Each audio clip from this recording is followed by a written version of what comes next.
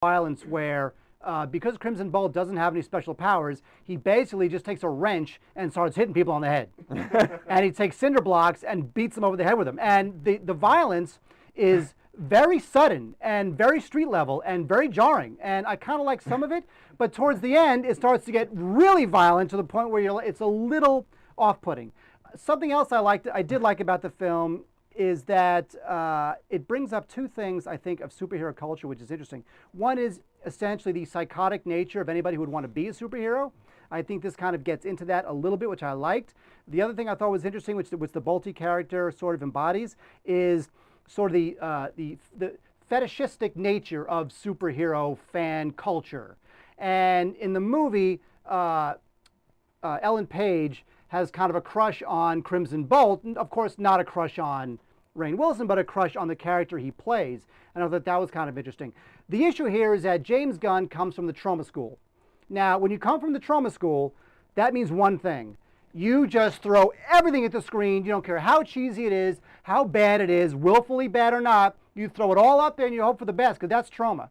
And this film really is tonally all over the place. It's got some good ideas, but in the end, it just doesn't come together as a whole. And I think Rainn Wilson doesn't really invest us emotionally in the character. And the end of the film winds up being so mawkish because he can't really take us there. So while there's some good stuff to it, and I think that the hipster crowd will get a kick out of it, ultimately, as a whole, I would just have to give it a rent. That's what I think about Super, Wade. All right. Not so super. I mean, kind of super. So how does it compare to Defender? I like Defender a lot. I like Defender more than this. Okay, because I actually like Defender. I actually kind of like Special, even though it was very kind of low rent with Michael Rappaport. Similar deal, except there he's, you know, ramming his head into walls, which I found disturbing. Well, and Kick-Ass, which this is a little bit like. We both love Kick-Ass. Oh, you know, but Kick-Ass was. Was that sarcasm? No, we love Kick-Ass. For real. No, we did. That was one of the biggest raves of the year. But it was. But the problem with Kick-Ass was it was horrendously mismarketed, much the same way that Paul is being mismarketed. You know, they marketed both of those to the wrong audience. Kick-Ass was not a movie for teenagers, and neither is Paul. They should both be marketed to people in their 40s. But the problem is that the studios are afraid that people in their 40s don't run out to see films on opening weekend. Yeah, so leave them in theaters longer. How are you going to have bragging rights to be the #1 film if you market to 40-year-olds, Wade? It's a myth. No one cares what the #1 film is. Just like people don't care what #1 on the Billboard charts is. Well, they don't care. Well, definitely Billboard. But you know what? When you on Sunday afternoon, you start reading on CNN.com and on all the sites which film is #1, and you know it gets annoying no one too. Cares. It gets annoying too when you have movies that are like really neck and neck. Yeah. You know, where like one makes $21 million and the other one makes $20.8 million, and yet the one that makes 21 it gets all the bragging rights. You know what bragging rights are? 50 years after you make a movie, they release a special edition. No, you know why? Because that's bragging rights. No, because the stockholders are not going to wait 50 years in order to see a return on their investment on Kick-Ass. Well, and Sucker Punch and all this other crap. Some may hang on to their stocks for that long. I will not be alive for that much longer, unfortunately. In fact, I'll be dying tonight after the show. That's how bad it's going. That's how bad the show's going right now. All right, so let's go ahead and wrap this up before we get to news. Do it. Source code's a buy. Yep. Rubber's a rent. In a Better World. Buy. And Super's a rent. It's not a bad week in movies, Wade. Not at all. It could be picking up. This weekend in movies. This weekend in movies, ladies and gentlemen.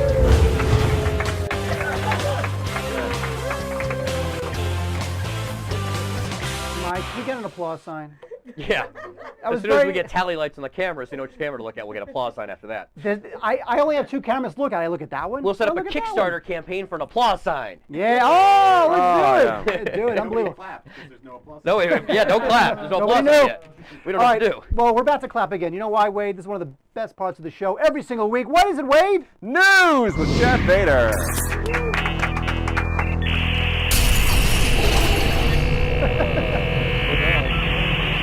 Chad, don't take the lack of applause to mean anything. It's not a qualitative judgment on your performance and how much we love the news. I know. No applause sign. I get it. What's going on there at the Empire Market, Chad? At the Empire Market, things are pretty sweet, let me tell you. Pretty sweet. I feel like there's a story there somewhere. Okay. No, that's it. Or is that it? That's all you need to know. Okay, what's the news? All right, what do you got for us, Chad? I've got news. Here it is. Here we go. Gilberto Sanchez a New York-based glass installer, has pleaded guilty to movie piracy stemming from his illegal upload of the movie Wolverine in 2009. That's right, he's a pirate and a glass installer. This glass installing loser distributed an unfinished version or work print of Wolverine to the file sharing service Mega Upload.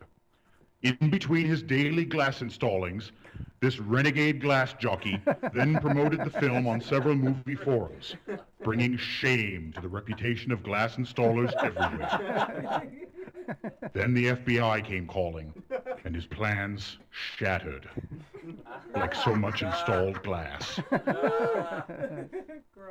Now, with a possible 3-year jail sentence looming, his days of unrelenting glass installation may only be a sweet memory. Oh, my goodness. You know, wait, can I say something about this kid? Screw him, throw him in jail. I'm sorry, throw him in jail.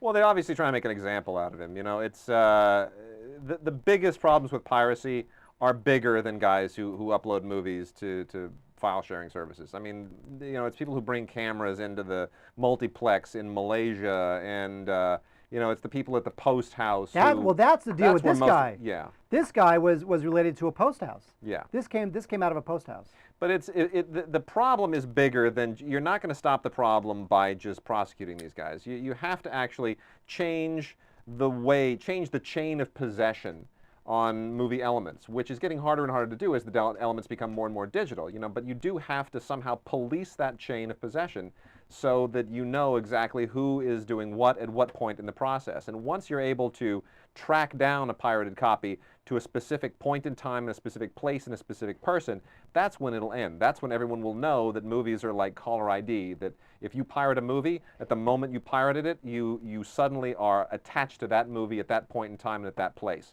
If we can get to that point in the digital chain of supply, then we're good. Well, our screeners as film critics, our screeners that we get at home, they come watermarked. Yeah, and with a nasty little letter that says, if you pirate this, we will track you down and kidnap your family. Yeah, I mean, I don't know. True. I don't get those, I have to say. Yeah. I don't know that that's the case at these post houses when they lend out DVDs. No. You know what? But you can also just pull some off the Avid. But there are, yeah, you can pull them off the Avid. You know, there are screeners that are given to marketing people and advertising people and product placement people, and it's very, very loose. And nobody has really to clamp down on that. So, are they sticking your cell phones? All Media Reviews, who's in our chat room on the Ustream, we're on Ustream and YouTube tonight, said they forced him. He was forced to check his cell phone. Win-win a few weeks ago. Does that guys happen to you guys? It happens. It doesn't happen as much as it used to. It used to happen all the time. It's kind of like security after 9/11. You know, getting onto a plane or even going into studios was like, it was insane. You couldn't you couldn't pass a studio gate right after 9/11 without having them look at your trunk and then run mirrors underneath the sides of the car. Now it's sort of like, well, yeah, okay, go. And it's kind of the same at screenings. They'll wand you a little bit, you know. For a while there were you know, pat downs, and you know. So occasionally with a really big film, they'll make you check your phone or your you know, especially if there's a camera in it, but not really that much. All right, Chad, what else you got? Sarah Lane, Natalie Portman's dance double for Black Swan, told Entertainment Weekly that Portman only danced in about 5% of the dancing scenes, and that they used digital face replacement to make it look like she did. Director Darren Aronofsky refutes this claim. In other shocking news of Hollywood deception, James Franco did not actually saw his own arm off in 127 hours. Colin Firth was fake stuttering in the King's Speech, totally fake. And toys don't actually come to life when you leave the room. What? Ooh, Hollywood, when will the lies stop? My childhood destroyed.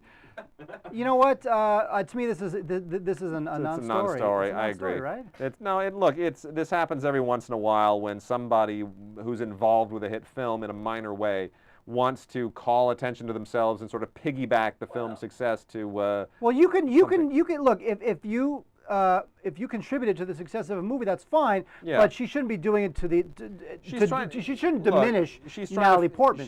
She's trying to further her own career. Well, I don't know. I mean, basically, it sounds like somebody who's not involved in Hollywood. She gets a credit when you sign up.